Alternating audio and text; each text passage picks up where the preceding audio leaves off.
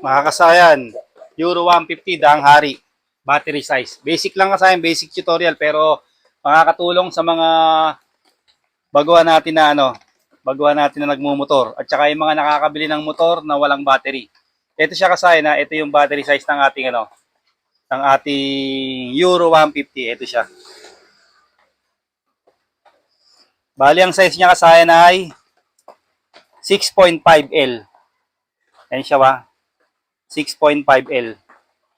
Kapareha siya ng kapareha siya ng Macho. 125, 150, 175. Ito 175 to.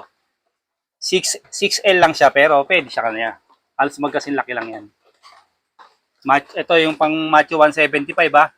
Bali ang pinaka size niya kasayan ay 6.5L. Ngayon kasayan halimbawa wala ka pang budget para dito. Pwede kang gumamit nito. Pwede kang gumamit ng pang XRM 110 o 4L. Siyempre, mas mura, mas maliit siya kasayan pero okay lang sa kanya. Kayang-kaya niya ng paandarin yung starter ng ating motor ha. Ang size ng Euro 150 daang hari ay 6.5L. Kamukha siya nito. Kamukha siya ng Motorstar 125 tsaka yung Macho 175 na tinanggal natin na battery. Kaya na tinanggal natin na battery galing sa Macho 175, parehas niya. Pero iba yung battery nito ha. Iba yung battery ng TMX 125 7L. May video na rin tayo dyan. Ito yung battery niya oh. Mas mataas na payat.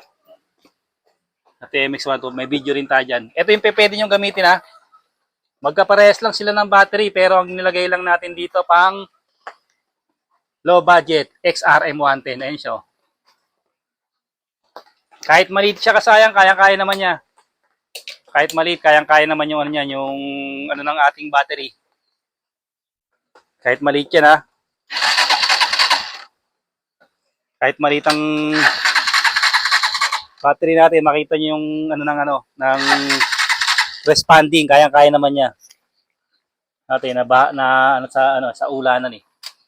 Try natin para makita ng ating mga kayang-kaya niya kahit 4L lang yan, kayang-kaya niyang paanda rin. Ayan siya sa 4L battery pag walang budget pero pareho silang 6.5. Bali ang size ng Euro battery natin ay 6.5L. Ilang kasayan yung basic tutorial natin para sa mga nakabili ng motor na walang battery. Pagka kailangan nyo ng low budget, pang XRM 110 4L battery.